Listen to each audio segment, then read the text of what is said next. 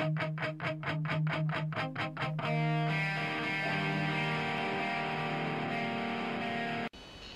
everyone, how you doing? How's it going? What have you been doing? I don't know. Yeah, a bunch of stuff then to show you.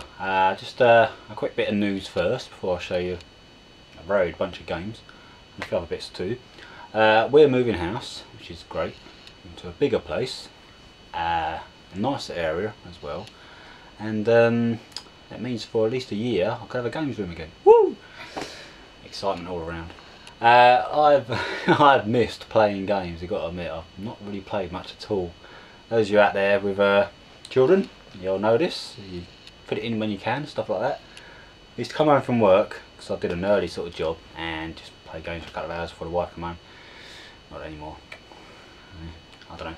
Yeah, so hopefully, in about 2 months, we'll be settled in a new place. So a lot of stuff has been packed. But enough about that. All the systems back, by the way, but enough about that. Anyway, on the games I've got this over the last, what, 3 or 4 months. I did some Amiga editions recently, but other than that, this has accumulated over that time. So first up then, for the Nintendo GameCube, there's 2 games in 1 pack. I didn't know they actually did this. There we go. So we got Outlaw Golf and we got Darkened Sky. Golf is golf. Darkened Sky is the cheapest RPG available for the GameCube. They go for a lot of money. They're pretty good, from what I can tell, but they go for a lot of money. Darkened Sky is probably the worst out of the bunch, hence why it's cheaper. This is the American version, NTSC version. There's the inside. And you have a manual. Back of the box, it's like that. Yeah, I just saw this on eBay. 2 for 1, extraordinary value.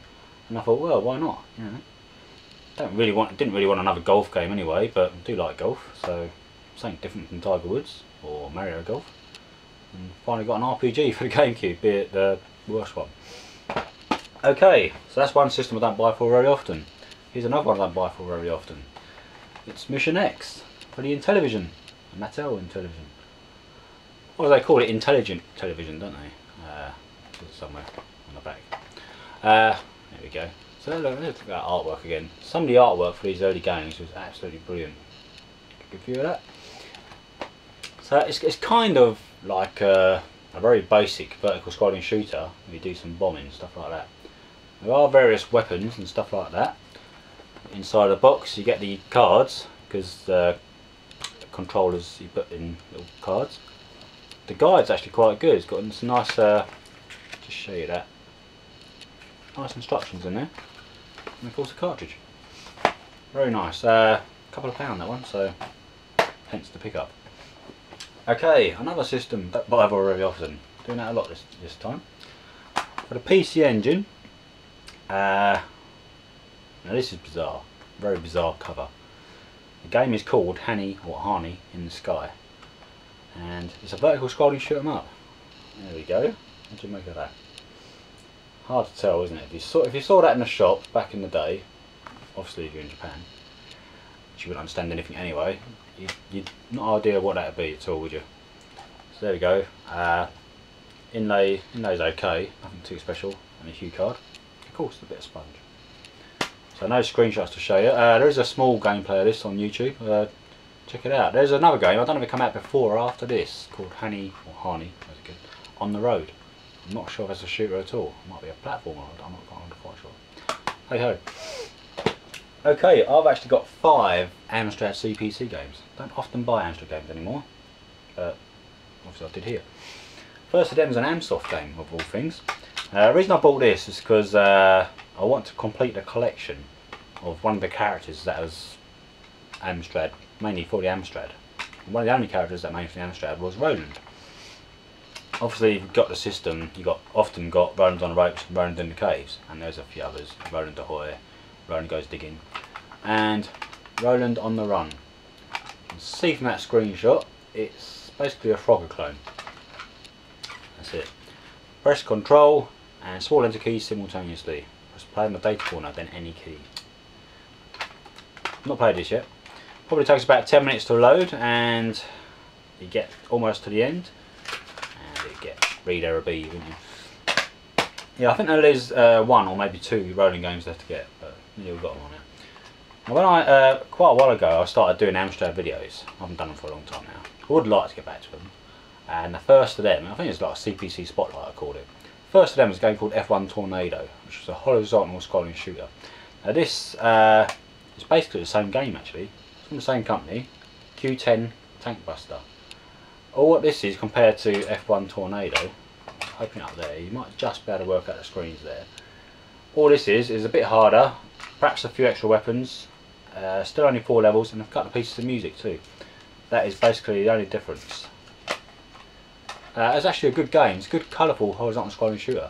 There weren't too many really good shooters like that for the Amstrad.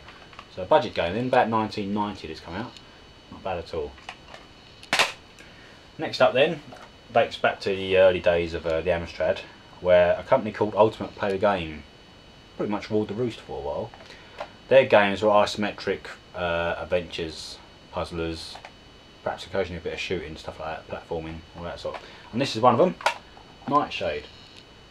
No screens to show you, but you've probably got a general idea if you don't know this game already. There we go, nothing special in there to be honest. That's only a couple of pounds as well. Yeah, not much else to say about that really. Yeah, actually all these Amstrad games are pretty cheap, so that's good. Now this one of them games where you shouldn't do it, but you do. You buy it for the cover.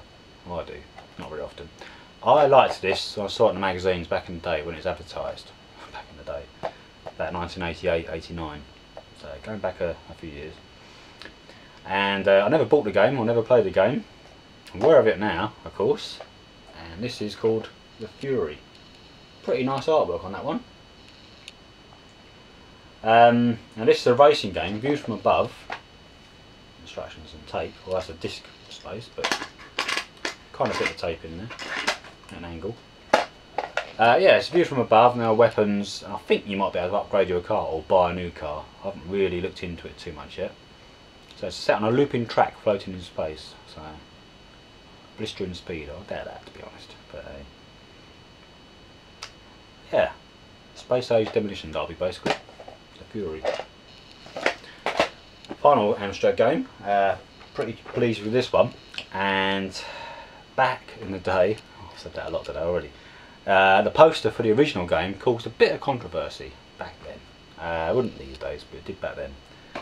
And that game is called Game Over. And here's a sequel called Game Over 2.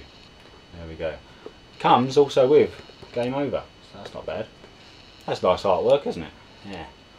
Yeah. The back of the box. Oh, I'll do that. You should be able to see most of that. Yeah. Sides. Yeah. First Game Over then was a platform run and gun shooter sort of thing. And the second one is actually a horizontal scrolling shooter to start with, and then it gets on. Then you actually ride one of them fellas there. It's like a bit like the fellas from The Empire Strikes Back actually. And then I think you got a running section after that. Both games are really good. I think Game Over 2 is actually really good, as in better. So in the box then we have instructions for both and 2 tapes. Yeah, I still got that poster. I had the poster up when I had my games room here upstairs. I had that poster there, you can just see on the wall. But not really worried about posters anymore. But anyway, nice addition that. Okay, got 2 Amiga games, just 2. First of them is Embryo. Embryo is the ultimate in 3-dimensional arcade action. Missiles and gunfire cause carnage. Mission orders come in. It's actually a 1 or 2 player via a link cable. I didn't realise that until I read it on the back of the box just then. Fast paced, exciting arcade flight sim, very playable indeed. 88% CU Amiga. And Embryo is possibly the fastest flight sim to date for the Amiga. It's hard to see how it can be beaten in the future. I'm not actually a big fan of flight sims at all. I do find them just, well, slow, boring sort of thing. This was like next to nothing, 99 pence. And I thought, oh, yeah, it's one of the latest ones, so it's gonna be one. It should be in theory one of the better ones. It's quite well received. 5 discs and the manual, which isn't too bad. Yeah. Have I showed you the back yet, did I? Or did I? Can't remember. There we go, there's a few screens. I recently did a video about my CD32 update, which had the TFX, which Flight Sim also come out.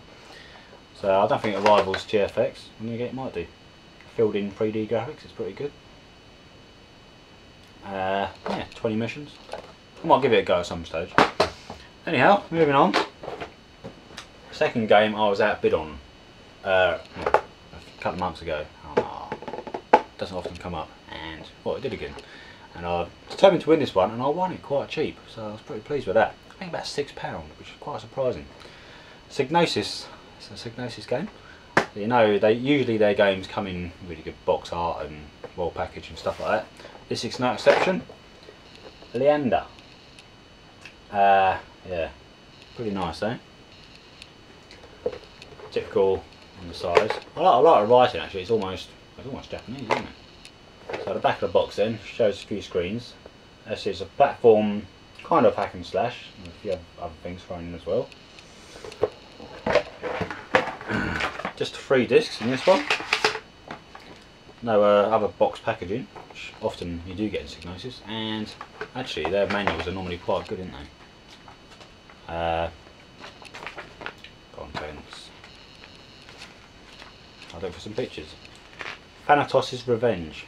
Now I'm sure Thanatos was a game from Darrell Software back in the mid 80s, where it's like you controlled a dragon or something. I'm sure you did. I don't know. That's the same thing. I should have looked it up really. It was related in any way. Okay. I actually got a PC game. I don't often get PC games, but this one is special. Very special. It's a deluxe edition. I'll just show you. Let's get on with it. Tales of Monkey Island. And that's a couple of years old now, but I've never got around to getting this. Downloading it or getting the PC version, which now I have of course. Yeah, it's lovely, isn't it? Absolutely love Monkey Island games. All 4 of them that come out. You know, there's 2 on your Amiga, PC, Atari, and the 3rd one's on the PC, and the 4th one's on like the PS2 and that as well, wasn't it? Which was pretty good. Obviously the last 2 were voice acted. And here we go, 5 extra towels in here. What's in the box? It does say on the back of the box, but I will show you that way. We get a coaster. Get a Joker card.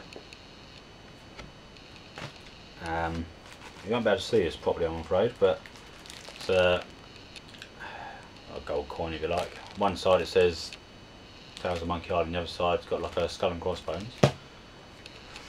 Piece of 8, that's what it is. That's the word I was looking for. And a badge.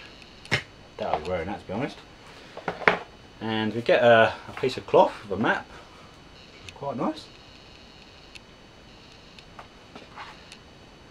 Finally, in the box at the bottom here, still unopened, still sealed, quite surprising, is the CD-ROM. Some cutouts on the back if you want it, but we'll leave them in. So we'll open this when we get moved, and we'll be playing this. One game I will be playing, definitely. So it's a very nice addition. That probably set me back, I think it's about £22. Might have been slightly more than that actually, I'm not sure. Plus postage. Well, you can get the bog standard edition, probably about 15, but very nice addition. Okay, before I go, I'm going to one other thing to show you, or 3 things. These are actually music CDs. I know Alex Blutonic has done CD collection sort of update videos or something, but I don't often buy CDs or DVDs for that matter, but I think CDs are at least more worthwhile than a DVD. You only watch a film so many times, can't you? A few exceptions of course. These then are all related to the 80s. All 3 bands were prominent in the 80s, and they're all the best of these bands. First of them then is Big Country. You may or may not have heard of this. For Big Countries, they've got songs on here like King of Emotion, one of my favourite songs, Peace in Our Time, Seer, Fields of Fire, In a Big Country of course. I'm actually seeing these in November. They're actually coming to over here at Ipswich and they're playing. Without the lead singer of course, because he died some time ago. Obviously someone else does that. Second one then is Thompson Twins. Greatest hits. Yeah, she does look strange, doesn't she? Yeah. I love the Thompson Twins, I really do. Hold Me Now, Doctor Doctor, Sister's Mercy, You Take Me Up, Don't Mess With Dr. Dream. List goes on, doesn't it? Yeah, awesome. And the third one is the very best of Talk Talk. Great songs on this one as well. It's My Life, Such a Shame, Life's What You Make It. I'm sure you've heard a few of these. Goes on. So there we go. That is literally 4 months worth of editions, apart from the Amiga ones I did recently. So I'll leave it at that. I don't know if there'll be another video from this house or it'll be from the next one. I am going to do the CD32 entire collection, what I've got in a video. Might be quite a big one. So at some stage that'll come up. Should be up before Christmas, definitely. And there might be something else in between, a few other things as well. So thanks for watching. I'll see you again soon.